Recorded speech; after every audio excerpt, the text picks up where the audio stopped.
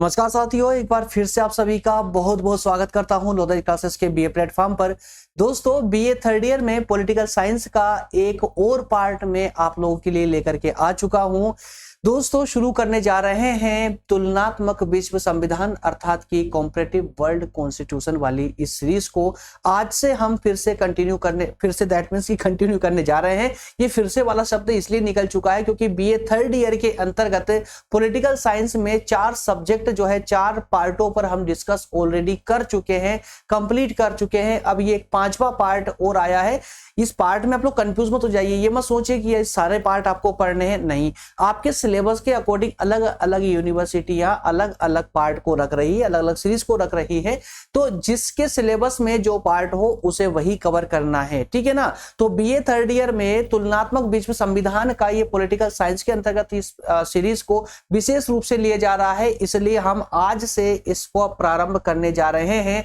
और ध्यान से सुनिएगा, ये जो बैच स्टार्ट हो रही है ये न्यू बैच वाले स्टूडेंट्स के लिए है जिनका अभी अभी थर्ड ईयर में एडमिशन हुआ है। और इसके अलावा इस सेशन के माध्यम से जो कॉम्पिटिटिव एग्जाम वाले बच्चे हैं वो भी अपना सिलेबस कंप्लीट कर सकते हैं यहां से, क्योंकि वर्ल्ड से लेकर वर्ल्ड कॉन्स्टिट्यूशन का वाला पार्ट इसमें होने जा रहा है। मतलब मैं आपको सिलेबस में भी दिखाऊंगा कि कौन कौन से टॉपिकों पर हम यहां पर डिस्कस करने वाले हैं। तो ऑलमोस्ट जितना भी वर्ल्ड हिस्ट्री के अंतर्गत आता है या वर्ल्ड पॉलिटी के अंतर्गत जितना बड़ा पार्ट आता है वो सारा पार्ट जो है सीरीज में कवर हो जाएगा, ठीक है ना।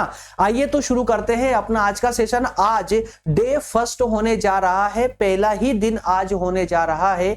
तो इस सीरीज को कंटिन्यू करते रहे, इसके लिए आवश्यकता होगी आपके भी सपोर्ट की। आप लोगों का इंटरेस्ट यदि बना रहा तो इस सीरीज को हम संभवतः जरूर कंप्लीट करेंगे, कवर करेंगे। कंटिन्यू डे बाय डे इसका सेशन में लेता रहूंगा। और एक बात और बोलने योग्य, यदि आप नए छात्र हैं तो इसका कंटेंट भी हिंदी और इंग्लिश दोनों ही माध्यमों में मिलने वाला है। सब कुछ क्लियर है ना। अब आगे बढ़ते हैं। पहली बार अगर आप सेशन को देख रहे हैं, पहली बार यदि आप हमारे चैनल पर आए हैं तो आपको पता होना चाहिए कि यहाँ पर बीए फर्स्ट, सेकंड या थर्ड ईयर के ऑलमोस्ट जितने भी विषय हैं, अलग अलग यूनिवर्सिटियों में जितने भी सब्जेक्ट पढ़ाए जाते हैं वो लगभग सारे सब्जेक्ट हमारी प्लेलिस्ट में अब आ चुके हैं, जिसे कोई पेमेंट नहीं देना है इसको फॉलो करने के लिए। आपको डायरेक्टली इसी चैनल की प्लेलिस्ट में जाना है। प्लेलिस्ट वाले सेक्शन में जैसे जाओगे तो ये सारे सब्जेक्ट आपको इजीली नजर आ जाएंगे। जो भी सब्जेक्ट आपके सिलेबस में है उसे पूरे डिटेल में पढ़िए, समझिए। डिटेल क्लासेस इसके अंतर्गत दी गई है और उस हर लेक्चर की डिस्क्रिप्शन में उस सेशन का नोट्स भी अवेलेबल करवा दिया गया है ताकि आपका रिवीजन भी बेहतर तरीके से हो सके। और इसके अलावा एक और इंफॉर्मेशन आप के लिए, यदि आप में से कोई भी छात्र किसी भी प्रतियोगी परीक्षा की तैयारी करना चाहता हो, जैसे UPSC, PSC, railway, SI, banking, SSC, कोई सी भी प्रतियोगी परीक्षा की तैयारी करना चाहते हो तो आप हमारे अन्य यूट्यूब प्लेटफॉर्म को भी फॉलो कर सकते हैं जिसका नाम है प्रज्ञान हिंदी। वहां पर भी क्लासेस स्टार्ट हो चुकी है। डेली इवनिंग में 6 बजे लाइव प्रीमियर क्लास चलती है। वहां पर भी वो भी निःशुल्क है, कोई चार्जेस आपसे नहीं लिया जाता है। क्लियर है। चलिए अब क्लास को हम कंटिन्यू करते हैं। ये आपका सिलेबस है, चूंकि आज पहला ही दिन है इसलिए मैं थोड़ा सा टाइम लगभग 2-3 मिनट में आपके सिलेबस पर भी लेने वाला हूं। तो प्लीज कृपया करके ना थोड़ा नाराज मत होइएगा कि सर आपने बहुत टाइम इंट्रो में ही ले लिया, ठीक है ना। तो क्योंकि पहला सेशन है यार, अगले सेशन से आपको स्टार्टिंग में कोई टाइम नहीं लगेगा, ठीक है ना। तो फर्स्ट यूनिट कंप्लीटली इसमें भी 5 यूनिट है अन्य सब्जेक्ट की तरह। तो फर्स्ट यूनिट में आप देख पा रहे हैं संविधान के विकास से हम स्टार्ट करने वाले। लेकिन कौन सा संविधान दोस्तों? तो ब्रिटेन का संविधान, ब्रिटेन के संविधान से हम कहानी को स्टार्ट करने वाले हैं। तो ब्रिटेन के संविधान का विकास, संसदीय लोकतंत्र की यात्रा, उसके बाद दूसरा टॉपिक होगा ब्रिटिश संविधान की विशेषताएं, तीसरा टॉपिक होगा ब्रिटेन की कार्यपालिका, राजा, प्रधानमंत्री, कैबिनेट, इन सब के बारे में विस्तार समझेंगे। उसके बाद ब्रिटिश संसद के बारे में हम देखेंगे, फिर ब्रिटिश न्यायपालिका और ब्रिटेन में राजनीतिक दल। तो इस प्रकार से यूनिट फर्स्ट में 6 टॉपिक आपके होने वाले हैं, ठीक है। और ये सारे टॉपिक सिर्फ बीए के लिए ही नहीं बल्कि प्रतियोगी परीक्षा वाले स्टूडेंट्स के लिए भी इंपॉर्टेंट होंगे, क्योंकि जो कंटेंट होगा यहाँ का बहुत इंपॉर्टेंट और बहुत सटीक कंटेंट होने वाला है। सेकेंड यूनिट की अगर बात करें तो सेकेंड यूनिट में हम कंप्लीटली अमेरिका के संविधान के बारे में चर्चा करेंगे, अमेरिका की राजनीतिक स्थिति के बारे में चर्चा करने वाले हैं। उसी प्रकार से यूनिट थर्ड में हम स्विट्जरलैंड के संविधान पर कंप्लीट चर्चा करेंगे और इसमें जितने भी सेशन होंगे वो सभी स्विट्जरलैंड के संविधान या स्विट्जरलैंड की राजनीति पर ही सारे सेशन होने वाले हैं। यूनिट 4 की बात करें तो चीन के संविधान पर हम चर्चा करेंगे, चीन के संविधान और चीन की राजनीति के बारे में कंप्लीट जानने का प्रयास करेंगे।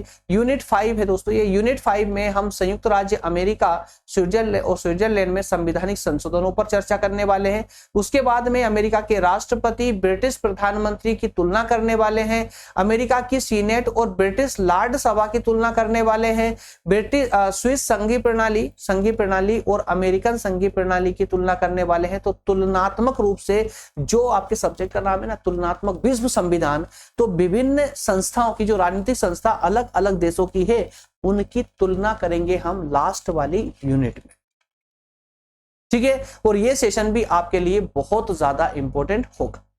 लगभग विश्व के सभी जो महत्वपूर्ण देश है उनके संविधानों पर चर्चा करने के बाद में जो है उनकी संस्थाओं की हम तुलना करेंगे किस में किस प्रकार की सुविधाएं दी गई है। तो ये आपका कंप्लीट सिलेबस है जिसके अकॉर्डिंग चैप्टर बाय चैप्टर आपकी सभी क्लासेस अब कंटिन्यू होगी इस सब्जेक्ट की। डाउट क्लियर हुआ ना? चलिए तो अब बढ़ते हैं हम आगे और अब आते हैं हमारे टेबल ऑफ कंटेंट पे। यदि आप हमें कंटिन्यू फॉलो कर रहे हैं तो आपको बेहतर तरीके से पता होगा कि ये वाली स्लाइड तो हमारे हर एक सब्जेक्ट की पीपीटी में होती ही होती है, टेबल ऑफ कंटेंट के नाम से होती है, जिसमें हम आपको जो पॉइंट या कहें कि जो मटेरियल हम अंदर आपको पढ़ाने वाले हैं वो सबके सब यहाँ पर एक ही पेज में एक दृष्टि में दिखा देते हैं, जिससे आपको ये समझ आ जाता है कि हम आज के इस पूरे लेक्चर में क्या क्या पढ़ने वाले हैं। तो मेरे प्यारे दोस्तों, सबसे पहले हम बात करेंगे इसकी व्याख्या की, ठीक है। और व्याख्या का कितना महत्व होता है आपके एग्जाम के दृष्टिकोण से ये मैं आपको पिछले कई लेक्चरों में बता चुका हूं, अब वापस बताना मैं इसको आवश्यक नहीं समझता हूं। इसके बाद में हम आएंगे हमारे मेन टॉपिक पर। मेन टॉपिक क्या है? ब्रिटिश संविधान का विकास, ब्रिटेन के संविधान का विकास या ब्रिटेन के संविधान की विकास यात्रा। तो ब्रिटेन का जो संविधान है उसका विकास अचानक से नहीं हुआ, बल्कि उसका विकास पिछले कई सदियों से धीरे धीरे होता आया था, जिनके गवाह है ये 6 प्रमुख काल। 6 प्रमुख काल कौन कौन से दोस्तों? सबसे पहले जो शुरुआत होती है संविधान के विकास की। अब सबसे पहले तो आप ये समझिए कि संविधान का जो विकास होता है तो क्या विकास कैसे हुआ होगा? क्या अचानक से बड़ी बड़ी संस्थाएं बन चुकी? क्या संविधान अचानक से बन गया था? बल्कि ऐसा नहीं होता है, उसका एक काल क्रम होता है, एक लंबा काल होता है। धीरे धीरे राजनीतिक संस्थाओं ने जन्म लेना शुरू किया आवश्यकता के अनुसार। जैसे जैसे परिस्थितियां बनती गई वैसे वैसे छोटी छोटी संस्थाएं जन्म लेने लगी और वही संस्थाएं धीरे धीरे करके और आगे चल करके बड़ी संस्थाओं के रूप में कन्वर्ट होती गई और वर्तमान में विभिन्न संस्थाओं के रूप में वो सब जानी जाती है। तो इसी काल क्रम को हम आज इस सेशन में कंप्लीटली पढ़ने वाले। तो शुरू करेंगे एंग्लो सैक्सन काल से, जो 5वीं शताब्दी के बाद की कहानी बोलता है। उसके बाद में नॉर्मन एक्जिवन काल पर चर्चा करेंगे, फिर हम प्लांटेगनेट और लंकास्ट्रियन काल पर चर्चा करेंगे, फिर ट्यूडर काल, स्टुअर्ट काल और हैनोवर काल जो आज भी चल रहा है। तो इन 6 प्रमुख कालों से होकर के ब्रिटेन का संविधान गुजरा है, तब कहीं जाकर के ब्रिटेन का संविधान अलिखित रूप से प्रमुख संविधान बनकर के तैयार हुआ है। अलिखित संविधान, लिखित संविधान नहीं है, ठीक है। ब्रिटिश के संविधान के बारे में फर्स्ट यूनिट में आप सिर्फ और सिर्फ ब्रिटेन के संविधान के बारे में ही पढ़ोगे और मैं आपसे प्रॉमिस करता हूं कि जब तक फर्स्ट यूनिट कंप्लीट होगी आप लोगों की, ब्रिटेन की राजनीति का एक एक पक्ष में आपको क्लियर करवा दूंगा। कुछ भी डाउट आपका नहीं रहेगा और ना ही कोई ऐसी बात रहेगी जो आप ना जानते हो ब्रिटेन के संविधान के बारे में, जितनी जानना आवश्यक है। क्लियर है? तो आइए शुरू करते हैं हम व्याख्या वाले बिंदु से। ये तो आप भली बात ही जानते हैं, एक पक्ष हमारा हिंदी मीडियम में आएगा और एक इंग्लिश मीडियम में आएगा। जिसको जैसा कंफर्टेबल लगे उस कंटेंट के साथ में अपनी तैयारी को जारी रख सकते हैं।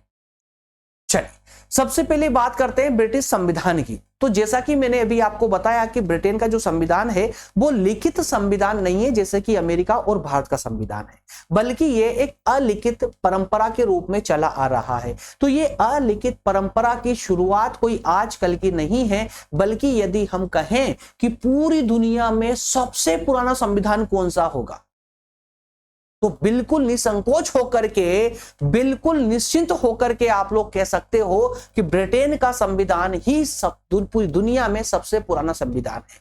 तो कोई गलत नहीं होगा, स्पष्ट रूप से आप ये कह सकते हो। कहां का? ब्रिटेन का संविधान दुनिया का सबसे पुराना संविधान है, क्योंकि ब्रिटेन में ही सबसे पहले संवैधानिक शासन व्यवस्था की शुरुआत हुई थी। संवैधानिक शासन व्यवस्था की मतलब जो देश एक संविधान के अनुसार चलता हो, जिस देश की शासन व्यवस्था एक संविधान के अनुसार चलती हो, ऐसी प्रथाओं की, ऐसी परंपराओं की शुरुआत सबसे पहले ब्रिटेन में ही हुई थी। तो इस प्रकार की प्रथा की शुरुआत में कई शताब्दियां लग चुकी थी। ब्रिटेन का जो संविधान है उसकी शुरुआत धीरे धीरे कई पहलुओं में हुई, और वो आने वाले उन 6 कालों के रूप में हम समझने वाले हैं। इस बात को क्लियर करने के लिए एक लाइन में एक बहुत प्यारी परिभाषा दी गई है लिटरेन स्ट्रेची साहब के द्वारा। क्या कहा उन्होंने कहा कि ब्रिटिश संविधान जो है संयोग एवं विवेक की संतान है। इसका मतलब होता है कि ब्रिटेन ने जैसी जैसी परिस्थितियां देखी, उन परिस्थितियों के अनुसार वो अपने आप को ढालते गए और अपनी राजनीतिक संस्थाओं को बढ़ाते हुए जनता के कल्याण में कार्य करते गए, और धीरे धीरे आज वर्तमान का संविधान तैयार हो चुका है, अलिखित संविधान, एक परंपरा। इसी क्रम को कंटिन्यू करते हुए ब्रिटिश संविधान जो कई शताब्दियों में विकसित हुआ है, वर्तमान तक पहुंचा है। ब्रिटेन का संविधान जो विभिन्न स्टेपों को पार करके जो आज वर्तमान की स्थिति में पहुंचा है, ये इसी परंपरा को फॉलो करते हुए आगे भी निरंतर बढ़ता रहेगा।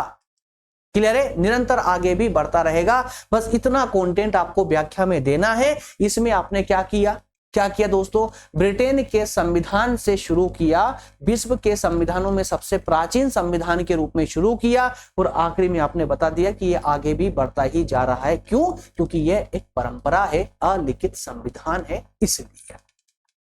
इतना कंटेंट आपको व्याख्या वाले बिंदु में रखने की आवश्यकता है। हमेशा बताया मैंने, व्याख्या में कम से कम एक विद्वान की परिभाषा आप लोग जरूर कोट कर दें यदि अच्छे नंबर चाहते हैं। ठीक है, अब आते हैं हमारे असली कंटेंट पर, जो हमारा टॉपिक का मेन कंटेंट है, जिसमें हमें 6 काल खंडों की या 6 काल क्रमों की चर्चा करनी है। स्टेप बाय स्टेप करेंगे, पूरा क्रम अनुसार ये एक दूसरे से जुड़ा हुआ है। 6 काल क्रम में पहले भी बता चुका हूं। एंग्लो सैक्सन काल 5वीं शताब्दी से 1066 ईस्वी तक रहा। उसके बाद में आ जाता है नॉर्मन एक्जिवन काल, जो कि 1066 से 1153 ईस्वी तक माना जाता है। इसके बाद में प्लांटेगनेट काल 1153 से 1399, और उसके तुरंत लगभग 250 साल के आसपास ये शासनकाल रहा, इसके वंश का शासनकाल रहा। उसके बाद में लंकास्ट्रियन शासनकाल आता है 1399 से 1485 तक। ये डेट आप लोग जरूर याद रख लें, है ना। इसलिए मैंने एक अलग ही स्लाइड तैयार किया आप लोगों की, ताकि हर एक काल को आप उसकी डेट के अनुसार याद रख सकें। फिर ट्यूडर काल आता है, स्टुअर्ट काल आता है, हेनोवर काल आता है, और हेनोवर काल में जाकर के संसदीय जनतंत्र अर्थात कि लोकतंत्र की परंपरा शुरू हो जाती है। कब से? 1714 से। अब अच्छा तो तब होगा यदि हम इन प्रत्येक कालों को एक एक करके विस्तार से समझ लें, और यदि हम सभी एक एक काल को एक दूसरे से लिंक करते हुए पढ़ते हैं, एक स्टोरी की तरह, जैसे हम इतिहास को पढ़ते हैं ना स्टोरी की तरह, अगर हम राजनीति विज्ञान को भी इसी प्रकार से स्टोरी बना बना करके पढ़ लें, तो बताइए क्या भूलने के कोई चांसेस रहेंगे? बिल्कुल नहीं रहेंगे। डाउट भी क्लियर होंगे, और स्टोरी की तरह आपको पूरा सेशन भी याद रहेगा। बस शर्त यही है कि सेशन के एंड तक आप पूरी ईमानदारी से बने रहिएगा। यदि आप पढ़ने के लिए आए हैं तो पढ़ने, लेकिन नहीं आए हो ना, टाइम पास चाहिए, एग्जाम के 2 दिन पहले ही आपको लेक्चर देखना है, तो आप अभी लेक्चर को बंद कर सकते हो, कोई दिक्कत नहीं, किसी को कोई प्रॉब्लम नहीं है उसमें। भाई आपको पढ़ना है तो आपको मेहनत करनी होगी, क्योंकि मुझे पढ़ाना है तो मैं मेहनत कर रहा हूं। 4 से 5 घंटा मैं पीपीटी में देता हूं, पीपीटी बना करके लेके आता हूं, पता नहीं कहां कहां से कंटेंट इकट्ठा करता हूं, आप लोगों के सामने लेकर के आता हूं। जितना आवश्यकता उस कंटेंट को उतना ही कंटेंट मैं आपको प्रोवाइड करता हूं, ताकि आप जो भी ईमानदारी से पढ़ेगा उसके अच्छे नंबर आ सके, तो वहां हमारी मेहनत सफल हो जाती है। तो मैं ईमानदार हूं तो मैं मेहनत कर रहा हूं। यदि आप भी स्टडी को लेकर ईमानदार है तो फिर आप भी मेहनत कीजिए, है ना। लंबे लेक्चरों से डरिए मत, जितना लेक्चर डिटेल में होता है आपको उतनी ही ज्यादा जानकारी मिलती है और एग्जाम में उतना ही बेहतर परफॉर्म आप लोग कर पाते हैं। खैर छोड़िए, आप सब समझदार हैं, समझते हैं। चलिए सबसे पहले हम बात करेंगे पहले कालक्रम की। अब दोस्तों इसको स्टार्ट करें इसलिए मैं इससे पहले मैं एक बात थोड़ी सी क्लियर करूं, व्यवहारिक रूप से अगर हम कहें तो। यार देखिए, ब्रिटेन का जो संविधान, चाहे वो ब्रिटेन का संविधान हो, भारत का हो, अमेरिका का हो, किसी भी देश का संविधान हो, संविधान अचानक से नहीं बनते, उनका विकास होता है। यदि कभी आपने भारत के संविधान को भी पढ़ा हो आपके सिलेबस के अकॉर्डिंग, तो वहां पर भी आपने टॉपिक देखा होगा भारतीय संविधान का विकास।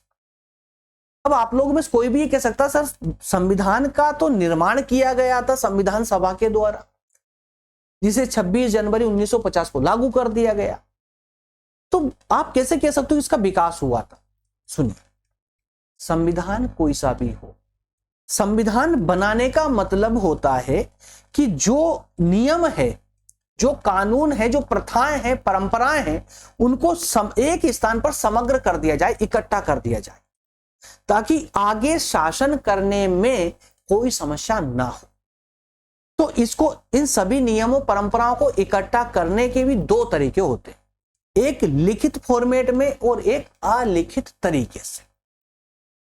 दोनों में बहुत बड़ा डिफरेंस होता है। लिखित संविधान को परिवर्तित करने में थोड़ी प्रॉब्लम होती है। मतलब ये कि जिस देश का संविधान लिखित फॉर्मेट में होता है, वह उस देश में परिस्थितियों के अनुसार तुरंत निर्णय नहीं लिया जा सकता। यदि परिस्थितियों के अनुसार कोई चेंजेस लाना है देश की राजनीति में, तो पहले संविधान को चेंज करना होता है, संविधान का संशोधन करना होता है, उसके बाद वो राजनीति में कोई चेंज कर सकते हैं। लेकिन यदि अलिखित संविधान है तो वहां पर संविधान में कोई चेंज करने का फॉर्मूला होता ही नहीं है, क्योंकि संविधान ही नहीं है तो चेंज क्या करना होगा। वही वो तो परंपराएं हैं, जैसे जैसी परिस्थितियां बदलती जाएंगी वैसे वैसे संविधान बढ़ता चला जाएगा, आगे नए नए कानून अपने आप बनते चले जाएंगे। तो यही तो है ब्रिटेन में।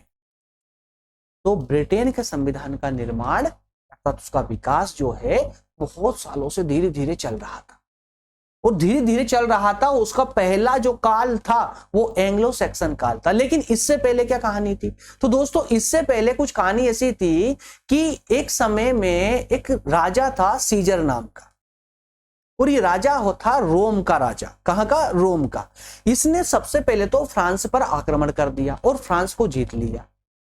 अब फ्रांस को जीतने के बाद में ये इंग्लैंड की ओर बढ़ा और इंग्लैंड पे आक्रमण करके इंग्लैंड को भी जीत लिया। अब ये रोम के शासकों का इंग्लैंड पर भी कब्जा हो गया, जो कि लगभग 400 सालों तक इंग्लैंड पर इसका कब्जा बना रहा। किसका? रोम के शासकों का कब्जा बना रहा। लेकिन इंग्लैंड की राजनीतिक संस्थाओं में के विकास में इनका कोई योगदान नहीं रहा। मतलब समझिएगा, यहां पर जब तक रोम के शासकों ने इंग्लैंड पर अधिकार करके रखा, तब तक ऐसी कोई संस्था नहीं बन पाई थी, या इन रोम के शासक जो है इंग्लैंड में इन्होंने कोई से ऐसी संस्था नहीं बनाई थी जो राजनीतिक रूप से कार्य करती हो। ये अपने अनुसार ही इसमें कार्य करते रहे, पुरानी परंपराओं के अनुसार ही, वो उनके अनुसार ही। लेकिन इंग्लैंड में एक घटना घटती है 5वीं शताब्दी में। 5वीं शताब्दी में इंग्लैंड में एक जाति आती है जिसका नाम था एंग्लो सैक्सन जाति। और एंग्लो सैक्सन जाति के लोगों ने रोमन साम्राज्य के साथ युद्ध करके उनको हरा करके इंग्लैंड से आउट कर दिया, भगा दिया, और ब्रिटेन पर अपना अधिकार जमा लिया। किसने? एंग्लो सैक्सन जाति के लोगों ने। और जैसे ही एंग्लो सैक्सन जाति के लोगों ने इंग्लैंड पर अधिकार किया, वहीं से ही संविधान के विकास की यात्रा का प्रारंभ माना जाता है। कब से? एंग्लो सैक्सन जाति के अधिकार के समय से। क्यों? क्योंकि इन्होंने छोटी छोटी अब संस्थाएं बनाना इंग्लैंड में प्रारंभ कर दिया था, जो राजनीतिक रूप से कार्य कर रही थी। इनका इंग्लैंड पर अधिकार 1066 ईस्वी तक बना रहा। कब तक? 1066 ईस्वी तक बना रहा। और इस बात को परिभाषित किया यहां पर ओग और जिंक ने। क्या कहा उन्होंने? बहुत अच्छी बात कही कि यही वह काल था। कौन सा? एंग्लो सैक्सन नामक जो काल था, यही वह काल था जिसे ब्रिटेन में राजनीतिक संस्थाओं के विकास का प्रारंभ कहा जा सकता है। मतलब कि इसी काल से ब्रिटेन में राजनीतिक संस्थाओं की शुरुआत हो चुकी थी। क्लियर है? तो इस तरह से स्टोरी वाइज अब भूलिएगा मत, पूरे एक एक पॉइंट को मैं लिंक करने वाला हूं। सारे काल, जितने भी 6 काल मैंने आपको बताया है ना, डेट टू डेट में लिंक करूंगा। अभी कहां पर? 1066 पर 66 तक किसका शासनकाल रहा इंग्लैंड पर? एंग्लो सैक्सन जाति का। ठीक है ना?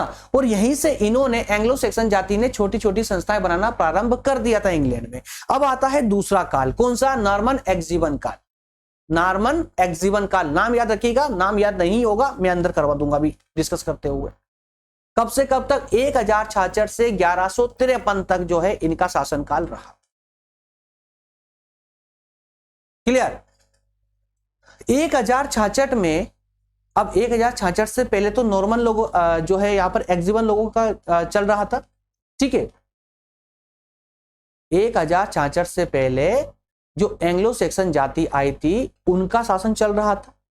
लेकिन 1066 के बाद में या 1066 में फिर से इंग्लैंड में घटना घटती है और यहां पर विलियम, नॉर्मंडी के विलियम नामक एक शासक ने ब्रिटेन पर आक्रमण कर दिया।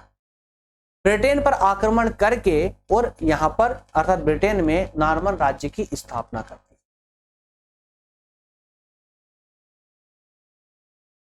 ठीक है, और इसी के साथ ब्रिटेन में संविधान के विकास का एक नया युग प्रारंभ हो चुका था।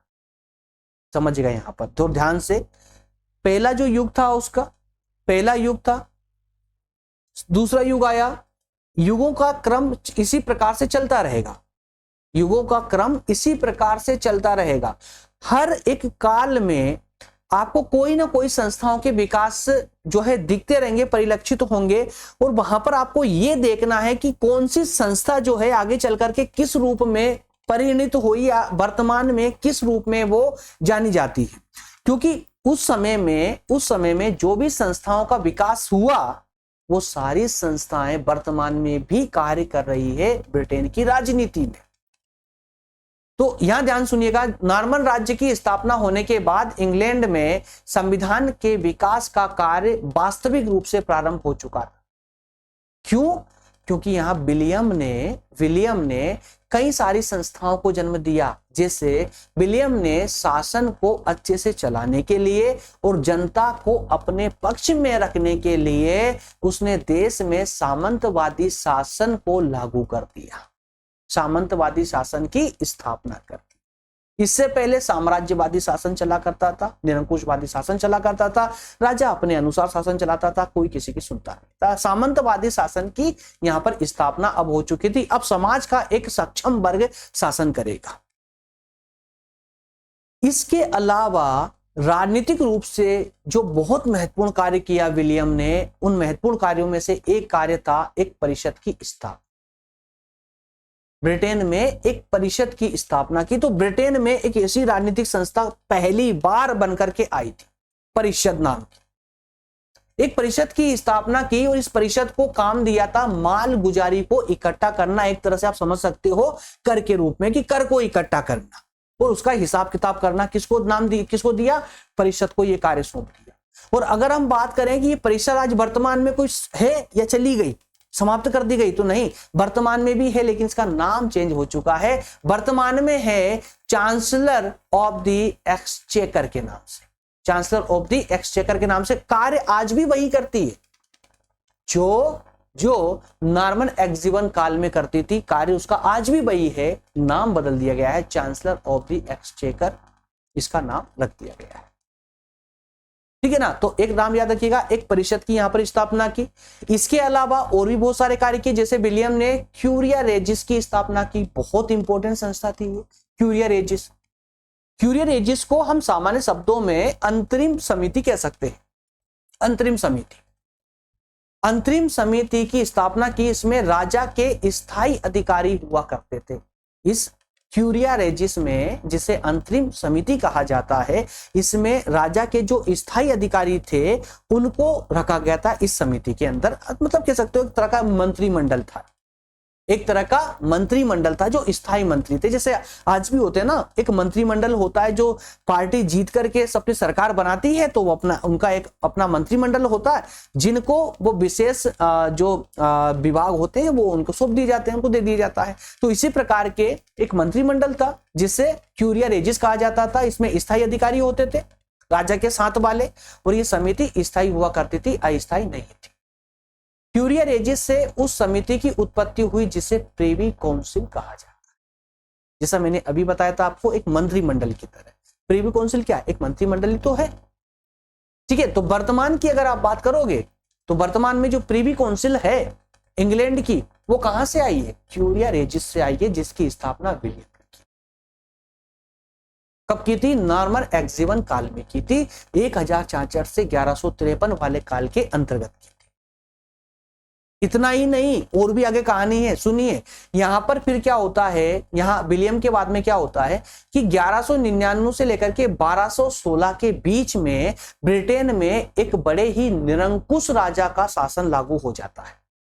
उस राजा का नाम था जॉन, और इसकी निरंकुशता से, इसके अत्याचारों से वहां के लोग इतने परेशान हो चुके थे कि वहां के सामंत जो है उनसे नाराज होकर के उन्होंने एक पत्र राजा जॉन को सेंड किया। उसमें अपनी मांगे लिखी उन सामंतों ने, और कहा कि यदि आप हमारी मांगों को स्वीकार कर लेते हो तो ठीक है, अन्यथा हम आपके विरुद्ध पूरी जनता को लेकर के विद्रोह कर देंगे और आपके शासन को उखाड़ फेंकेंगे।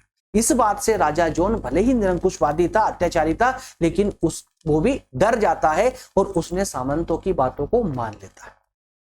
अब यह सामंतों ने जो पत्र लिख करके दिया था, जिसमें उन्होंने अपनी अर्थात इंग्लैंड की जनता की मांगों को रखा था, उस पत्र को नाम दिया गया था मैग्ना कार्टा। क्या नाम दिया गया था दोस्तों? Magna carta. ध्यान से रखिएगा, आगे मैं इसको लिंक करने वाला हूं, मैग्ना कार्टा, ठीक है। मैग्ना कार्टा, तो वहां के सामंतों ने जो अपनी मांगे रखी थी, किसके माध्यम से रखी थी? मैग्ना कार्टा नामक प्रपत्र के माध्यम से। और इसी के साथ में वर्तमान संसद के बीज जो है ब्रिटिश संविधान में दिखने लगे थे, वर्तमान संसद की। तो आज जो संसद है, संसद क्या करती है? राजा पर कंट्रोल करती है। और उस समय सामंतों ने क्या किया था? राजा पर कंट्रोल किया था, एक पत्र लिख करके। आज संसद भी राजा पर कंट्रोल करने का कार्य करती है। चाहे किसी भी देश की संसद को आप देख लीजिए, यही कार्य करती ना। तो यहीं से जब सामंतों ने इकट्ठा होकर के राजा पर दबाव बनाया मैग्ना कार्टा के रूप में, तो उस समय सामंतों का जो संगठन था वो एक संसद की तरह दिख रहा था, जिसे हम वर्तमान की संसद भी कह सकते हैं। तो यहीं से संसद के बीज भी धीरे धीरे प्रस्फुटित होने लगे थे इंग्लैंड की राजनीति में। कहानी और आगे बढ़ती है, 1275 में पहुंचती है। 1275 में संसद में भूमि कर निश्चित कर दिया गया और फिर निर्वाचन व्यवस्था भी स्वीकृत कर दी। देखिए 1275 तक आते आते इंग्लैंड की राजनीति में भूमि जो टैक्स होता है वो लगा दिया गया, और उसके बाद में निर्वाचन जैसी व्यवस्था भी लागू कर दी गई। अब शासन में कौन आएगा? निर्वाचित होकर के जो भी शासक होगा। इस तरह से धीरे धीरे जो है क्रम इसका ब्रिटेन की राजनीति का आगे बढ़ा, और इसी क्रम में 1285 में मृत्यु के बाद भूमि उनके ज्येष्ठ पुत्रों को दिए जाने की व्यवस्था भी लागू कर दी। ये सारी वो व्यवस्थाएं हैं जो वर्तमान राजनीति के द्वारा भी अपनाई गई है ब्रिटेन के संविधान की। याद रखिएगा, अंत में यह ब्रिटिश शासन व्यवस्था का एक स्थायी और अनिवार्य अंग। तो सिर्फ यही नहीं, बल्कि जितनी भी विलियम के द्वारा और विलियम के बाद में सामंतों के प्रयास से जितनी भी संस्थाओं को लागू किया गया, संस्थाओं को स्थापित किया गया, वो सबके सब जितनी भी व्यवस्थाएं की गई, जैसे टैक्स की व्यवस्था की गई या यहाँ पर भूमि को देने की बात की गई, उत्तराधिकार की बात की गई, ये सारी व्यवस्थाएं जो है ब्रिटेन के संविधान में आज भी देखी जा सकती है, स्थायी रूप से, अनिवार्य रूप से देखी जा सकती है। तो इतना एक बड़ा बदलाव आया था ब्रिटेन की राजनीति में नॉर्मन एक्जिवन काल के। अब शुरुआत होती है तीसरे काल की। जिसे हम जानते हैं प्लांटेगनेट और लंकास्ट्रियन काल के नाम से। ये दोनों अलग अलग काल है। प्लांटेगनेट काल 1153 से 1399 तक रहा, उसके बाद लंकास्ट्रियन काल लग जाता है 1399 से 1485 तक। तो एक एक करके इनकी भी हम चर्चा करेंगे। सबसे पहले हम बात करते हैं प्लांटेगनेट वंश की। प्लांटेगनेट वंश का शासन काल 1153 से 1399 तक माना जाता है। इस दौरान संसद की शक्तियों में अपार वृद्धि हुई। प्लांटेगनेट काल में क्या हुआ कि यहाँ के जो शासक थे उन्होंने संसद को शक्तियां ट्रांसफर करने लग गए, संसद को शक्तियां ट्रांसफर करने लगे। अब जैसे ही संसद के पास शक्ति आई, अब संसद, ध्यान सुनिएगा, संसद क्या किया, अब संसद जैसे शक्तिशाली बनने लगी तो उसका सबसे पहला टारगेट बना राजा, और राजा को कंट्रोल करना उसने प्रारंभ किया। और इसी क्रम में जब संसद शक्तिशाली बनी तो उसने, जिसने शक्तिशाली संसद को बनाया, उसी के शासक को सिंहासन से उखाड़ देगा। किसने? संसद ने। एडवर्ड द्वितीय को सिंहासन से हटा दिया, और यही हाल रिचर्ड द्वितीय का भी किया संसद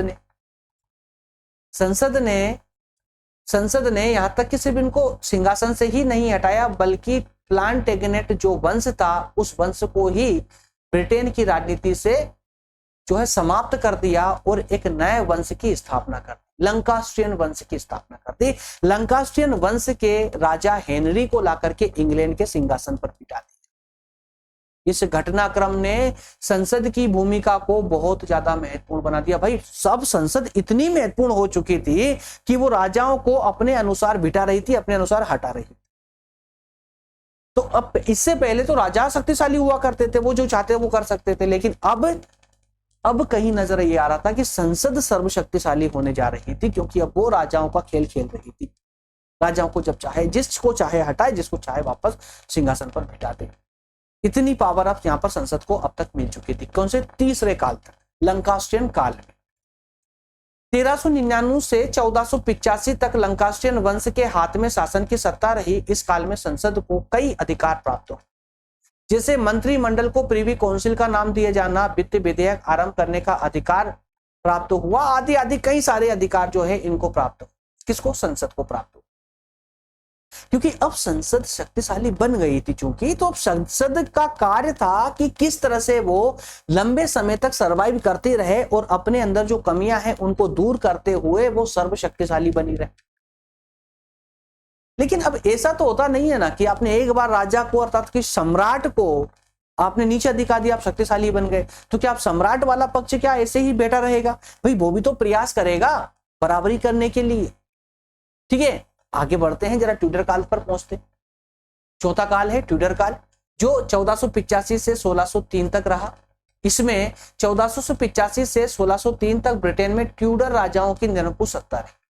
निरंकुश सत्ता, तो जब भी कोई राजा निरंकुश आता है तो वो संसद की नहीं सुनता है। तो ट्यूडर काल में संसद की शक्ति को एक बार फिर से झटका लगने वाला, संसद की शक्ति फिर से कमजोर पड़ने लगी। और इसी क्रम में जनता ने ट्यूडर शासकों को पसंद भी किया। लेकिन ट्यूडर शासक भले ही निरंकुश थे, लेकिन उसके बाद भी इंग्लैंड अर्थात ब्रिटेन की जनता उनको पसंद करती थी। उसके पीछे एक बड़ा कारण था। पीछे कारण यह था कि ट्यूडर शासकों ने सामंत अर्थात जिनको बेरन कहा जाता था, इनकी शक्ति को कम कर दिया, क्षीण कर दिया था। और इसी, क्योंकि उस समय इंग्लैंड की जनता जो है ना, इन सामंतों से बड़ी परेशान थी, तो सामंतों की शक्ति को कम करने के कारण ही ट्यूडर शासकों को ये यहाँ की जनता जो है पसंद किया करती थी। इसके बाद में एलिजाबेथ प्रथम ने भी जो है अपने महत्वपूर्ण विषयों पर संसद के शासन अधिकार राजा में निहित कर दिए। अब यहाँ पर जब एलिजाबेथ प्रथम आती है तो उन्होंने एक बड़ा अच्छा काम किया, मतलब दोनों में बैलेंस करने का प्रयास किया, संसद में और राजा मतलब सम्राट में, सम्राट के पद और संसद में, दोनों में बैलेंस करने का प्रयास किया। और बैलेंस करते हुए संसद के जो शासन संबंधी अधिकार थे उसे राजा में निहित कर दिए, मतलब संसद के कुछ कार्य राजा को दे दिए, जिससे राजा भी वापस से पहले जैसे शक्तिशाली बन गया। लेकिन संसद को कंट्रोल में नहीं कर सकता, पूरी तरह से संसद को समाप्त नहीं कर सकता था। तो संसद और राजा एक दूसरे पर अब आश्रित होने लगे थे। इसमें क्या सहयोग विकसित हुआ। ट्यूडर काल में एक और घटना घटी, एक बड़ी बात, महत्वपूर्ण बात रही कि राज की शक्ति जो है ना, राज की शक्ति पोप, धर्म अधिकारी पोप के नियंत्रण से मुक्त हो गई थी ट्यूडर काल में। तो ट्यूडर काल के जो शासक रहे थे, इसी समय में जो है दोस्तों, इंग्लैंड की राजनीति या इंग्लैंड का जो राजनीतिक सिंहासन था, वह पहले पोप के जो धर्म अधिकारी, चर्च के धर्म अधिकारी हुआ करते थे पोप, उनके नियंत्रण में होता था, जो कि अब मुक्त हो चुका था इनके काल, ट्यूडर शासनकाल। इसीलिए जनता इनको पसंद करती थी। इस तरह से इस काल में राज सत्ता पर धर्म सत्ता का नियंत्रण समाप्त हो। ठीक है ना, याद रखिएगा, अगर शॉर्ट में कोई क्वेश्चन भी दे दिया जाए ना कि ब्रिटेन की राज सत्ता से धर्म सत्ता का नियंत्रण किस काल में समाप्त हुआ था, तो याद रखिएगा ट्यूडर काल में। क्लियर है? चलिए आगे बढ़ते हैं। अब बात करते हैं स्टुअर्ट काल की। स्टुअर्ट राजाओं के समय राजा और संसद एक दूसरे के बहुत बड़े विरोधी बन चुके थे स्टुअर्ट काल में, क्योंकि शुरुआत तो अब स्टुअर्ट काल में हुई थी। खास करके राजा और संसद के बीच में जो विरोध वाली बात है ना, ये बेसिकली तो देखिए यहाँ पर ट्यूडर काल में काफी प्रयास किए गए थे दोनों में बैलेंस बनाने के लिए, लेकिन अचानक से बैलेंस तो बनेगा नहीं, अचानक से बैलेंस तो नहीं बना होगा। ठीक है, तो इस परंपरा को, अर्थात की जो विरोध था, जो रोष था दोनों में, उस विरोध को या उस जो वहां की जो कमियां थी, उस कमियों को आगे बढ़ाने का काम किया था स्टुअर्ट काल के या स्टुअर्ट वंश के राजाओं। स्टुअर्ट राजाओं के समय में राजा और संसद में बहुत ज्यादा डिफरेंस हो चुका था, मतलब विरोध बढ़ चुका। ब्रिटेन में यह मांग की जाने लगी कि राजाओं की शक्ति को कम करके ब्रिटेन में वैधानिक राजतंत्र की स्थापना की जाए, राजतंत्र स्थापित किया जाए और जिस राजा को जनता चुनती हो।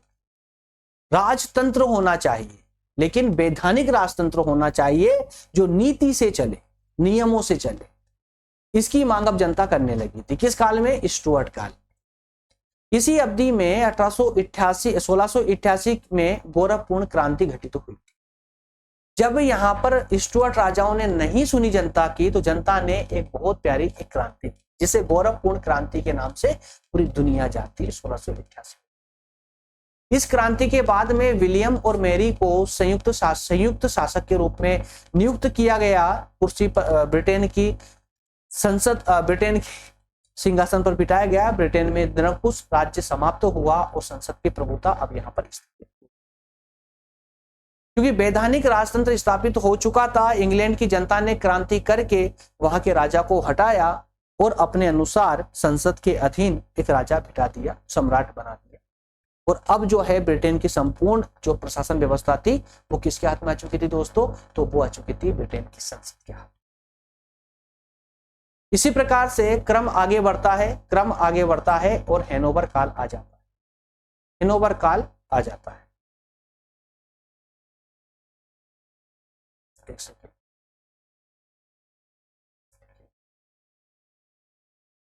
चलिए, बस लास्ट पॉइंट है आपका, है ना, ज्यादा अब चूंकि यार टॉपिक ही बड़ा है ना, तो अब 2 पार्ट में लेकर आते हैं तो भी टाइम ज्यादा लगता है, उससे बेहतर है कि एक ही पार्ट में कम। ठीक है ना, इसीलिए मैं थोड़ा सा लंबे सेशन के रूप में इसको कर रहा हूँ, तो ज्यादा परेशान होने की आवश्यकता नहीं है आप लोगों को। ठीक है, लास्ट पॉइंट बचा है। ट्यूडर काल के बाद में अब आता है हैनोवर काल, और ये हैनोवर काल जो ना, वर्तमान में भी इसी काल को आप मान सकते हो। इसी काल में संसदीय जनतंत्र का विकास हुआ।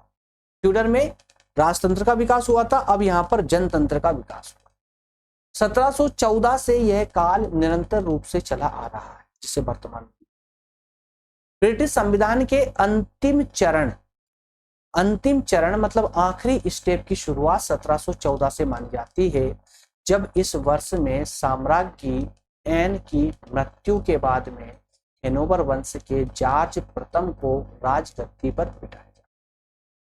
किसकी मृत्यु के बाद? एन की मृत्यु के बाद किसको बैठा जाता है? हैनोवर वंश के जॉर्ज प्रथम। यहीं से संसदीय जनतंत्र का वास्तविक विकास प्रारंभ और 20वीं सदी के पूर्वार्ध तक संसद की सर्वोच्चता स्थापित हो जाती है। मतलब 20वीं शताब्दी के लगभग 20वीं शताब्दी से ही मान लीजिए, तब से ही जो है संसद ही ब्रिटेन की राजनीति में सर्वशक्तिशाली बन जाती है। संसद के इस शक्ति वृद्धि के पीछे दो प्रमुख कारण थे। संसद को शक्तिशाली बनने के पीछे, संसद शक्तिशाली क्यों बनी, उसके पीछे दो प्रमुख कारण थे। क्या कारण था? एक तो था कि संसद के द्वारा ना 1701 के समझौता अधिनियम के द्वारा जॉर्ज प्रथम को राजा बनाया गया। हेनोवर वंश में ही, हेनोवर वंश के जो जॉर्ज प्रथम था उसको जो राजा बनाया गया था, किसके द्वारा बनाया गया था? संसद के द्वारा। संस्था ही तो उठक पटक कर रही थी राजाओं, तो संसद ने जॉर्ज प्रथम को राजा बनाया, लेकिन एक एग्रीमेंट पे साइन करवा करके 1701 में। तो अब चूंकि जॉर्ज प्रथम संसद के द्वारा राजा बना था, इस कारण से अब उसे संसद के प्रति उत्तरदायी होना आवश्यक था या कृतज्ञ होना आवश्यक था। अब ये जॉर्ज प्रथम जो है संसद के विरुद्ध नहीं जा सकता, तो जब वहां का राजा संसद के विरुद्ध नहीं जा सकता, संसद के अनुसार निर्णय लेगा, तो संसद जो संसद है उसकी शक्ति तो अपने आप ही बढ़ने लगेगी। और इसी तरह से एक कारण था कि जो जॉर्ज प्रथम था ना, वो उसको अंग्रेजी नहीं आती थी। अंग्रेजी ना आने के कारण भी वो सभी काम के लिए, जितने भी प्रशासनिक काम थे, वो सबके लिए संसद पर ही निर्भर था। संसद में जितने भी अधिकारी थे उन पर निर्भर। इसके बाद समय समय पर आवश्यकता के अनुसार अधिनियम या कानून बनते चले गए और संविधान का विकास होता चला गया। इसी विकास यात्रा का परिणाम ब्रिटेन की वर्तमान संवैधानिक व्यवस्था है। जितना विकास हमने शुरू से लेकर के, प्रथम काल से लेकर के अंतिम काल तक पढ़ा है, जितनी भी राजनीतिक संस्था को हमने पढ़ा है, उन सभी संस्थाओं का बड़ा योगदान रहा है ब्रिटेन के संविधान की विकास यात्रा। तो ऐसे धीरे धीरे बहुत लंबे समय से लेकर के धीरे धीरे चल करके ब्रिटेन की विभिन्न संस्थाओं का जन्म हुआ और वो सब मिलकर के ब्रिटेन का संविधान कहलाते। इस तरह से हमारा आज का सेशन कंप्लीट होता है। अगले सेशन में दोस्तों हम बात करेंगे द जर्नी ऑफ पार्लियामेंट पर, संसदीय लोकतंत्र की यात्रा, जो कि लेक्चर नंबर 2 के रूप में डिस्कस कर रहे हैं।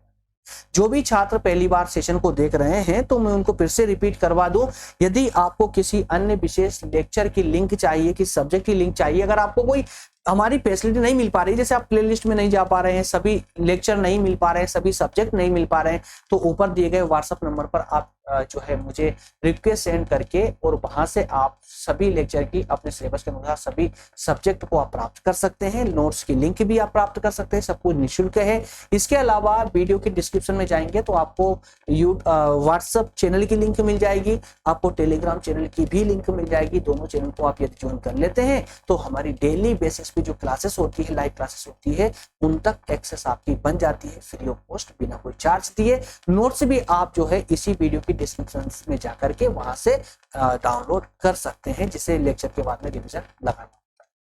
क्लियर है? इस सब के अलावा बहुत इंपॉर्टेंट सामग्री, आपके काम की सामग्री, जो कि हमेशा आपके लिए आवश्यकता की सामग्री हो साबित हो सकती है, वो सब के सब जो है डिस्क्रिप्शन में डाल दी गई है।